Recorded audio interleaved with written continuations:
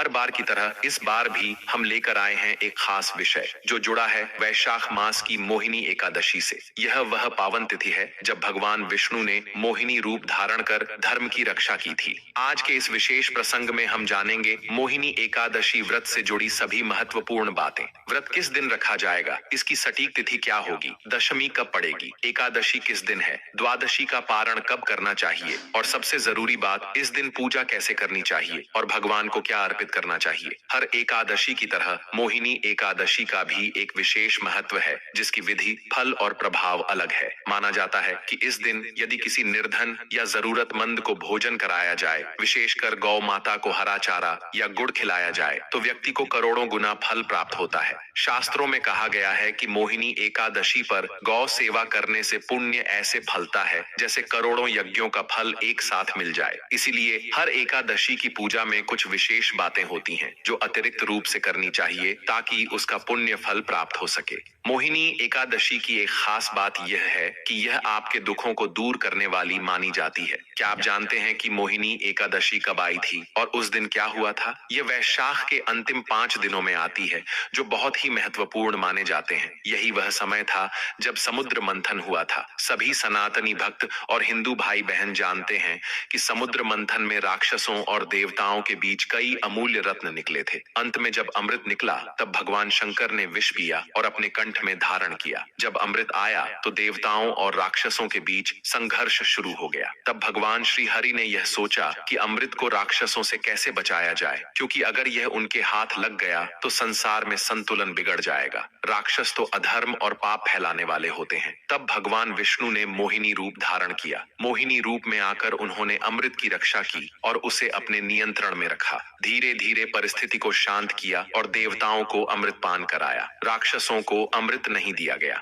हमने एक वीडियो भी बनाया है जिसमें वैशाख के अंतिम 5 दिनों की विशेषता बताई गई है। आप उसे जरूर देखें। वैशाख के आखिरी 5 दिन इतने महत्वपूर्ण हैं कि अगर इन दिनों में स्नान किया जाए तो पूरे महीने के बराबर पुण्य फल मिलता है। मोहिनी एकादशी से इन दिनों की शुरुआत होती है, इसलिए इसका महत्व और भी अधिक हो जाता है। ये 5 दिन अमृत मंथन की कथा से जुड़े हुए हैं और इसीलिए इनकी महिमा भी खास मानी जाती है। इस प्रकार जानकारी बहुत ही महत्वपूर्ण है जो हम इस वीडियो में आपको देने जा रहे हैं। उम्मीद है आप वीडियो को अंत तक जरूर देखेंगे ताकि एकादशी व्रत से जुड़ी सारी बातें ठीक से समझ सकें। यह व्रत कोई सामान्य उपवास नहीं है, बल्कि यह एक खास आध्यात्मिक साधना है। हर कोई इसे पूरी तरह निभा नहीं सकता। केवल एक दिन भूखा रह लेना ही एकादशी का व्रत नहीं माना जाता। असली एकादशी व्रत के लिए 3 दिन का नियम होता है जिसका पालन शास्त्रों के अनुसार करना जरूरी होता है। पर हर एकादशी से जुड़ी तीनों दिन की पूरी जानकारी देते हैं। क्या करना है, क्या नहीं करना है, क्या खा सकते हैं, क्या नहीं,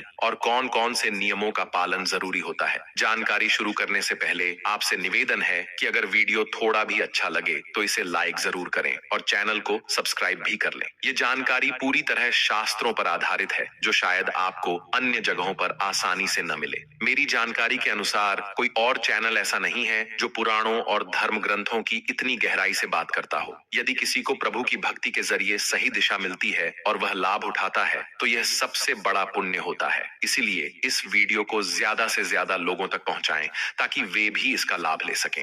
जब वे इस जानकारी के आधार पर व्रत और पूजा करेंगे तो उन्हें पूर्ण फल मिलेगा और उसका कुछ पुण्य आपको भी मिलेगा, क्योंकि आपने वह जानकारी उन तक पहुंचाई। किसी को धर्म के मार्ग पर चलने की प्रेरणा देना बहुत बड़ा पुण्य का कार्य है। इससे भगवान श्री हरि विष्णु भी प्रसन्न होते हैं। इसीलिए आप इस वीडियो को अधिक से अधिक साझा करें, अधिक लोगों तक जरूर पहुंचाएं। और अगर आप भी चाहते हैं कि आपका व्रत सफल हो तो कमेंट बॉक्स में ओम नारायण नमः जरूर लिखें। यह वैशाख एकादशी का मूल मंत्र है। इस मंत्र को जितना अधिक जपेंगे और लिखेंगे उतना ही अधिक कल्याण होगा और एकादशी के दिन इसका प्रभाव कई गुना बढ़ जाता है। चैनल पर हम हर दर्शन को, विशेष रूप से मोहिनी एकादशी जैसे पर्वों को समर्पित करते हैं। यह वैशाख महीने की दूसरी एकादशी होती है। मोहिनी एकादशी के दिन भगवान श्री हरि ने मोहिनी रूप धारण कर अमृत कलश की रक्षा की और बाद में देवताओं को उसका सेवन कराया। उन्होंने राक्षसों को उस अमृत से दूर रखा। देखा। इन 5 दिनों की जानकारी हम वेदों और पुराणों के आधार पर दे रहे हैं। हर दिन क्या हुआ था उसका विवरण भी हम इस वीडियो में देंगे। हम वीडियो का लिंक डिस्क्रिप्शन में भी साझा करेंगे, कृपया उसे जरूर देखें। तब आपको वैशाख के अंतिम 5 दिनों के लाभ और महत्व की गहराई से समझ होगी। इतनी बड़ी महिमा इन 5 दिनों की है और मोहिनी एकादशी तो उनमें सबसे विशेष है। आगे हम आपको विस्तार से बताएंगे कि मोहिनी एकादशी के दिन कौन कौन से कर्म करने चाहिए और किस विधि से आपको यह व्रत पूरा करना है, उसकी जानकारी भी दे देते हैं। दशमी तिथि से इस व्रत का अनुष्ठान शुरू हो जाता है। इस दिन से ही कुछ चीजों का त्याग करना जरूरी होता है। सबसे पहले बात आती है खाने पीने की। इस व्रत में कुछ खास चीजें नहीं खानी चाहिए। दशमी को ही भोजन सीमित और सात्विक लेना चाहिए। खासकर काली उड़द की दाल, मशरूम, हरी सब्जियां, चने का साग और शहद का सेवन नहीं करना चाहिए। साथ ही मांस और मदिरा जैसे पदार्थ भी पूरी तरह से वर्जित हैं। वैसे तो ये चीजें सभी व्रतों में नहीं लेनी चाहिए। बहुत से लोग ऐसे होते हैं जो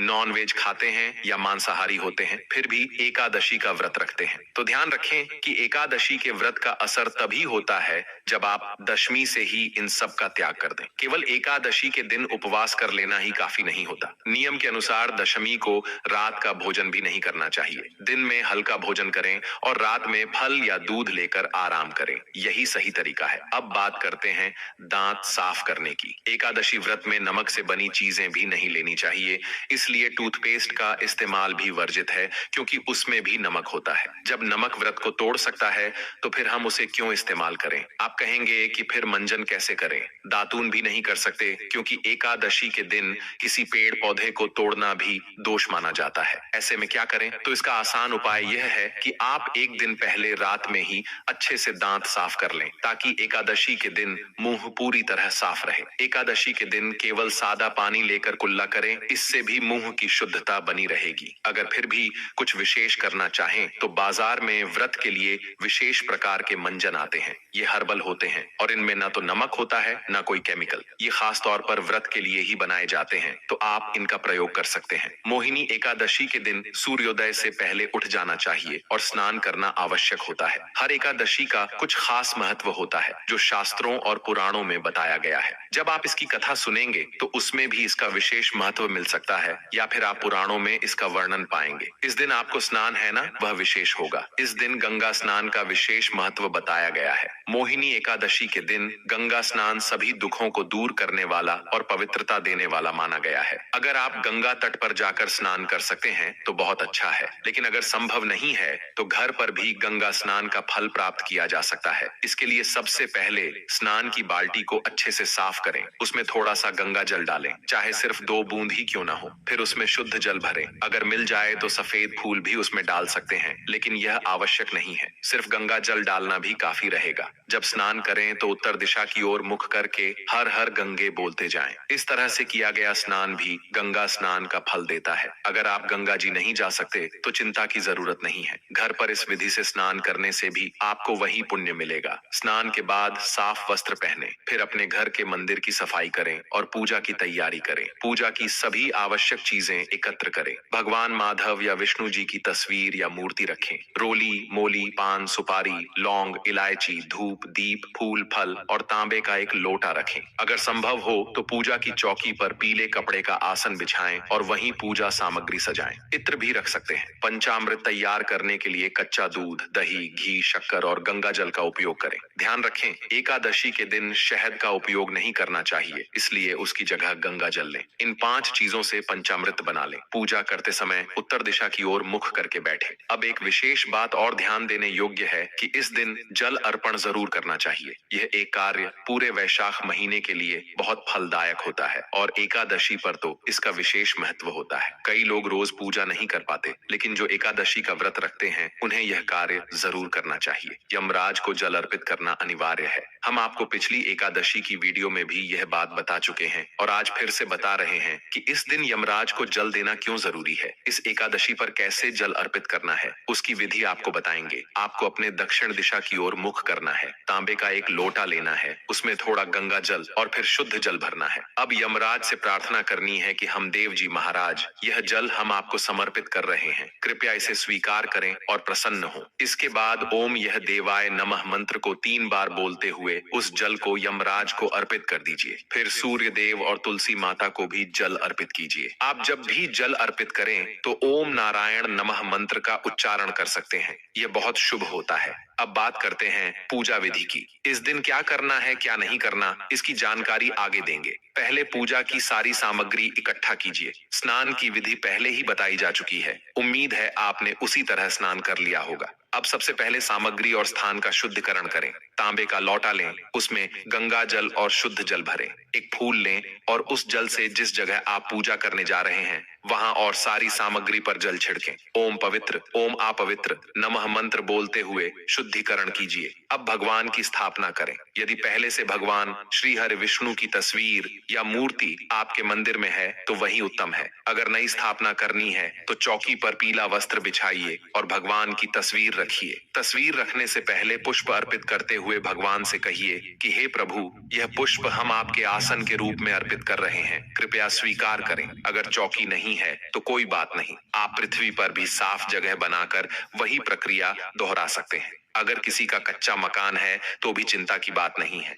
भगवान भावना देखते हैं, घर की स्थिति नहीं। आप जमीन को गोबर या मिट्टी से लीप लें, वहां पुष्प अर्पित करें और भगवान की तस्वीर रखकर पूजन करें। भगवान की तस्वीर के दाईं ओर दीपक और धूप रखें। अपने दाएं हाथ में जल लेकर पहले हाथ धो लें। भगवान की स्थापना इस तरह पूरी होती है और हम पूजन में आगे बढ़ेंगे। अपने दाएं हाथ में चम्मच से थोड़ा जल लीजिए। तांबे के लोटे में से 1 चम्मच जल निकालकर हाथ धो लीजिए। हाथ धोने के बाद 3 बार, हर बार एक एक मंत्र बोलते हुए 1-1 चम्मच जल पीना है। जैसे ओम माधवाय नमः कहकर जल पीजिए, फिर ओम केशवाय नमः कहकर पीजिए, फिर ओम नारायणाय नमः के साथ पीजिए। इसके बाद ओम ऋषिकेशाय नमः बोलकर थोड़ा सा जल लेकर हाथ धो लीजिए और फिर तिलक लगाइए। यदि आपके साथ परिवार के सदस्य पूजन कर रहे हैं तो उन्हें भी तिलक कर दीजिए। अब जो दीपक आपने पूजा स्थान पर रखा है उसे जलाइए और धूप भी प्रज्वलित कर दीजिए। अब संकल्प की प्रक्रिया करेंगे। इसके लिए दाएं हाथ में जल लीजिए, साथ में 1 रुपए का सिक्का रखें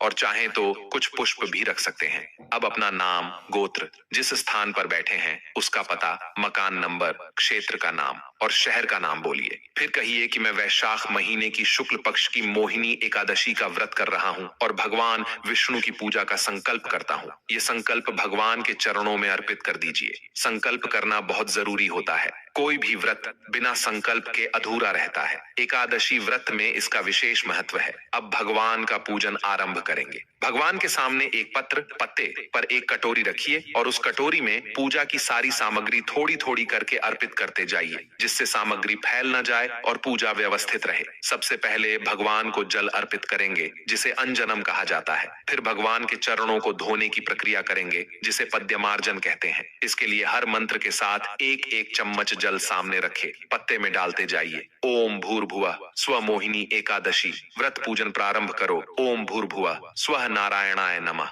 ओम भूर्भुवः स्वः वासुदेवाय नमः। अब भगवान को स्नान कराएंगे। अगर आपके पास मूर्ति है तो भगवान को पंचामृत से स्नान कराइए। इसके लिए दूध, दही, घी, शक्कर और गंगा जल मिलाकर पंचामृत तैयार कीजिए। अगर प्रतिमा नहीं है और आप तस्वीर पर पूजन कर रहे हैं तो पंचामृत में एक फूल डुबोकर उसे भगवान को अर्पित कीजिए। इसके बाद भगवान को शुद्ध जल से स्नान कराइए। ओम भूर्भुवः नारायणाय नमः पंचामृत लेकर भगवान को अर्पित करें। पंचामृत से स्नान करने के बाद भगवान को वस्त्र अर्पित करें और तिलक लगाएं। फिर ओम भूर्भुवः नारायणाय नमः मंत्र का जाप करें। तिलक करने के बाद भगवान को पुष्प अर्पित करें, माला पहनाएं और धूप दीप अर्पित करें। जो भी भोग आपके पास है वह अर्पित करें। इस दिन अगर आप केसर युक्त पीली बूंदी के लड्डू का भोग लगाते हैं तो यह उत्तम रहेगा, क्योंकि केसर युक्त बूंदी के लड्डू बहुत शुभ माने जाते हैं। ओम भूर्भुवः श्री नारायणाय नमः मंत्र का जाप करते हुए भगवान को पान का पत्ता अर्पित करें, जिसमें 2 इलायची और 1 सुपारी रखें। यह तांबूल रूप में अर्पित करें। ओम भूर्भुवः स्वः श्री नारायणाय नमः कहकर भगवान को नमस्कार करें और निवेदन करें कि प्रभु इस एकादशी व्रत को हम सफलता से कर सकें। इसके लिए हमें शक्ति प्रदान करें। अब पूजन के बाद एकादशी की कथा सुने या विष्णु सहस्त्र नाम का पाठ करें। एकादशी की कथा और विष्णु सहस्त्र नाम दोनों को हम हमेशा अपने चैनल पर अपलोड करते हैं। अगर आप चैनल पर नए हैं तो चैनल को सब्सक्राइब जरूर कर लें ताकि आपको समय पर सही जानकारी मिल सके। यह चैनल ज्योति संस्थान का है, जहां सही जानकारी दी जाती है। कुछ अन्य चैनल्स पर गलत कथाएं होती हैं, जो आपके व्रत को नष्ट कर सकती हैं। सही कथा सुनने और सही व्रत जानकारी के लिए चैनल को सब्सक्राइब करें और बेल आइकन दबाएं, ताकि आपको हमारे वीडियो समय पर मिल सके। संभव हो तो इस दिन नारायण कवच भी सुने, जिसे हम आपके लिए अपलोड करेंगे। एकादशी व्रत के नियमों में प्रमुख रूप से ब्रह्मचर्य का पालन करना है। किसी के प्रति द्वेष और नफरत न रखें। घर में भगवान की स्थापना शांति और सौहार्द के साथ करें। समय का सही उपयोग करें और संभव हो तो कीर्तन करें। रात्रि को जागरण करें। अगले दिन पारण के लिए सूर्योदय से पहले उठकर तैयार हो जाएं। पारण से संबंधित विस्तृत जानकारी हम आपको एक अलग वीडियो में देंगे। अब बात करते हैं यमराज को जल अर्पित करने की। यह एक महत्वपूर्ण कार्य है। दक्षिण दिशा की ओर मुंह करके ओम यम देवाय नमः मंत्र बोलते हुए एक लोटा जल यमराज को अर्पित करें। अब हम बात करते हैं व्रत के समय और पूजन मुहूर्त की। एकादशी तिथि 7 मई को सुबह 10:19 से शुरू होगी और 8 मई को दोपहर 12:19 से समाप्त होगी। इसीलिए 8 मई को व्रत करना सबसे उत्तम रहेगा। 9 मई को आप एकादशी का पारण कर सकते हैं। पूजन का सही समय सूर्योदय से लेकर 11 बजे तक रहेगा। अगर आपको इस समय में पूजन करना मुश्किल हो तो 12 बजे से लेकर 2 बजे तक भी पूजन किया जा सकता है। व्रत का पारण और दान भी उसी दिन किया जा सकता है। व्रत वाली एकादशी के दिन भगवान विष्णु और माता लक्ष्मी की विधि पूर्वक पूजा करें और उसी के साथ गौ माता की भी पूजा अवश्य करें। एकादशी की पूजा के लिए जो भोग बनाया गया है, उसमें से 2 पूरियां गौ माता को अवश्य खिलाएं। ध्यान रखें, सूखी पूरी न खिलाएं। पूरी पर मिठाई या सब्जी या हलवा जरूर लगाकर गौ माता को अर्पित करें। दोस्तों, हर एक और मांगलिक काम में गौ माता या उनसे जुड़ी चीजें जैसे गाय का गोबर, गोमूत्र, दूध या गाय के दूध से बना घी जरूर शामिल करना चाहिए। इससे पुण्य की प्राप्ति होती है। सनातन परंपरा में माना जाता है कि जिस घर में गाय होती है, वहां के सभी वास्तु दोष अपने आप दूर हो जाते हैं, क्योंकि बिना पंचगव्य के पूजा पाठ और हवन पूरा नहीं माना जाता। दोस्तों, महीने में एक बार परिवार सहित गौशाला जरूर जाएं और वहां गायों को हरा चारा खिलाएं। ऐसा करने से सभी प्रकार के दोष शांत हो जाते हैं। आपका प्रिय चैनल भी किसी को गलत जानकारी नहीं देगा और सही उपाय बताएगा। गर्मियों में गाय को साफ पानी पिलाएं और सर्दियों में गुड़ जरूर खिलाएं। खासकर मोहिनी एकादशी के दिन गाय को गुड़ खिलाना बहुत शुभ माना जाता है। लेकिन ध्यान रखें, गर्मियों में गाय को गोंद नहीं खिलाना चाहिए। गाय से जुड़ी कुछ शुभ और अशुभ संकेत भी होते हैं। जैसे अगर गाय का दूध दोहन करते समय वह ठोकर मार दे और सारा दूध गिर जाए तो यह अपशगुन होता है। लेकिन अगर आप यात्रा पर जा रहे हो और रास्ते में गाय अपने बछड़े को दूध पिलाते हुए दिख जाए तो यह संकेत देता है कि आपकी यात्रा सफल रहेगी। गाय की आवाज यात्रा पर निकलते समय सुनाई दे या रात में उसकी हुंकार सुनाई दे तो यह भी शुभ माने जाते हैं। दोस्तों, गाय के साथ कभी ऐसा व्यवहार न करें जिससे उन्हें तकलीफ हो। आज जब गाय को राष्ट्रीय पशु बनाए जाने और उन्हें अधिकार देने की बातें हो रही हैं, तो जरूरी है कि हम उनके साथ सम्मान से पेश आएं।